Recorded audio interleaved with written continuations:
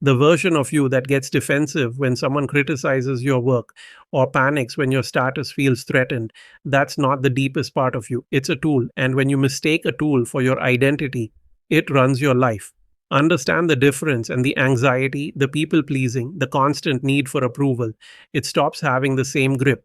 In this video, I'll show you number one, what the ego actually is and why Vedic psychology calls it the false self, not the enemy. Number two, how to spot the exact moment your constructed identity hijacks your decisions. Number three, a practical way to hold your ego lightly so it works for you instead of running you. Let's get into it.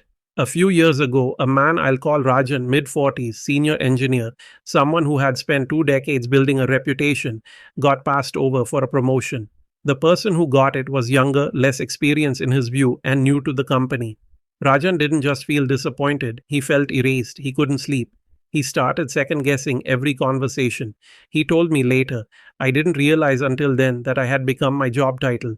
When the title didn't come, I had nothing left to stand on. That feeling, that terrifying groundlessness, is exactly what this video is about. The Vedic tradition has a word for what Rajan was experiencing: ahamkara. Literally translated, it means I maker, the part of the mind that constructs a sense of self out of raw experience. It takes your memories, your roles, your social comparisons, your achievements, and it weaves them into a story called me. And here's what most people get wrong about this: ahamkara is not a mistake, it's not a flaw in the system. You need a functional sense of self to get through the day. You need to know your name, your responsibilities, your relationships. The ego is the operating system that lets you function in the world. The problem the Vedic framework is pointing to is not that the ego exists. The problem is when you mistake it for the whole of who you are. When the job title becomes the person. When the social role becomes the soul. Modern psychology lands in almost the same place. What therapists call ego rigidity, the inability to tolerate challenges to your self concept, is one of the most reliable predictors of anxiety, defensiveness, and relationship breakdown. Not because having a self concept is wrong, but because gripping it too tightly turns every piece of feedback into an existential threat. Think about the last time someone criticized something you made: a project, an idea, a decision. If the criticism landed as an attack on your worth as a person, that's the ego doing a job it was never designed to do. Its job is to help you navigate the world.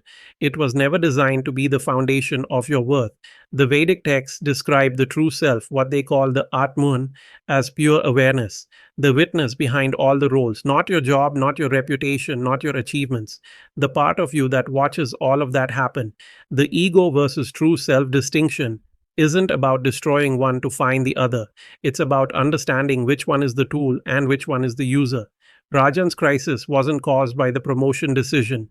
It was caused by a case of mistaken identity that had been building for 20 years. The promotion just revealed it. There's a specific pattern that shows up when the false ego takes the wheel. I call it the hijack moment. It's the split second between something happening and your reaction to it. And most people never notice it because they're already inside the reaction before they realize it started. Here's what it looks like in practice. Someone disagrees with you in a meeting. Before you've consciously processed the content of what they said, something tightens. Your posture changes. Your mind starts building a counter argument. You're no longer listening, you're defending. That tightening, that automatic mobilization, is the false ego registering a threat to its story. The Bhagavad Gita describes this sequence with remarkable precision. It says that when the senses contact an object, desire or aversion arises. From that aversion comes anger. From anger comes confusion of memory. From confusion of memory, the intelligence fails. And when intelligence fails, the person is lost. That's not poetry.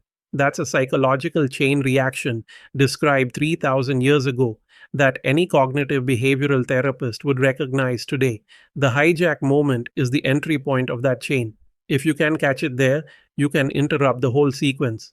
So how do you catch it? The Vedic approach gives us a practice that maps directly onto what mindfulness researchers now call decentering, the ability to observe your own mental states without being fully identified with them. You notice the thought or the feeling without becoming it. In practical terms, it sounds like this. Instead of I am angry, you shift to anger is present. Instead of I am failing, you shift to the thought of failure is here. It's a small linguistic move that creates enormous psychological distance. You're no longer inside the story, you're watching it. For the ego versus true self distinction to become real in your life, you need to be able to locate yourself as the watcher, not just the watched. The watcher is what the Vedic tradition calls the sakshi, the witness. It's not detached or cold. It's actually more present than the reactive ego because it's not busy defending itself. Rajan told me that the moment things started to shift for him was when he caught himself in the middle of a resentful internal monologue about his younger colleague. And instead of continuing it, he just noticed it. There's the story again. That gap, that tiny moment of observation, was the first crack in a 20-year pattern. There's a phrase I keep coming back to from the Bhagavad Gita: let right deeds be thy motive, not the fruit which comes from them. Most people read this as a lesson about ambition or attachment to outcomes, but there's something deeper in it that directly addresses the ego versus true self problem. When your identity is fused with your results, your title, your income, your reputation, how people see you, every outcome becomes personal. A failed project isn't just a failed project, it's evidence about your worth. A missed goal isn't just a miss, it's a verdict. That's the false ego at full power, turning every external event into an internal referendum. Holding the ego lightly means something specific. It means doing the work fully, bringing your whole skill and effort to it, and then releasing your grip on what that work says about you.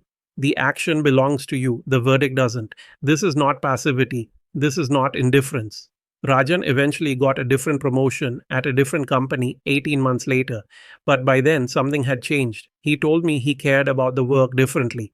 He was invested in doing it well, genuinely invested, but the outcome didn't carry the same existential weight. I realized I was better at my job when my identity wasn't riding on every decision, he said. The Vedic tradition describes this state as sthita prajna, a person of steady wisdom. Not someone who has eliminated the ego, but someone who is no longer enslaved by it. The ego is still there, doing its job, but the true self, the awareness behind the roles, is no longer confused with it. Psychologically, this maps onto what researchers call self-complexity. People who hold multiple, loosely connected self-concepts are more resilient when one of those concepts is threatened. If your whole identity is, I am a successful professional, a career setback can feel catastrophic. If you also hold, I am a father, I am someone who loves the ocean, I am a person who keeps his word, the threat to one thread doesn't unravel the whole fabric. But the Vedic insight goes further than psychology does. It says that even that richer, more complex self-concept is still ahamkara. It's still constructed. The deepest stability comes not from having more threads in the web, but from knowing you are the awareness that holds the web, not the web itself. The practical move is this. Once a day, for even 2 minutes, sit quietly and ask yourself one question. Not what am I doing or what do I have, but who is noticing all of this? You don't need an answer. The question itself is the practice. It pulls attention back from the constructed identity and places it in the awareness underneath. That's where the ego versus true self distinction stops being a concept and starts being something you can feel. That question, who is noticing all of this, is simple to ask and surprisingly hard to sit with, especially when the ego has been running the show for a long time. If you've tried stepping back from your identity on your own and you keep getting pulled back into the same defensive patterns, the same need for validation, the same anxiety, when your status feels threatened, that's not a willpower problem. It's a structural one, and it's much faster to work through in a real conversation than alone with a video. I do free one-on-one consultations, 30 minutes, no pitch, completely personal to where you are right now. You'll walk away with a clear picture of what's actually driving the pattern and the specific next step for your situation, whether we ever work together or not. The link to book is in the description at dailymindreset.com/consultation. If this way of thinking about the mind is useful to you, subscribe. There's a lot more where this came from. What's one role or identity you've been gripping too tightly, and what do you think it's been costing you?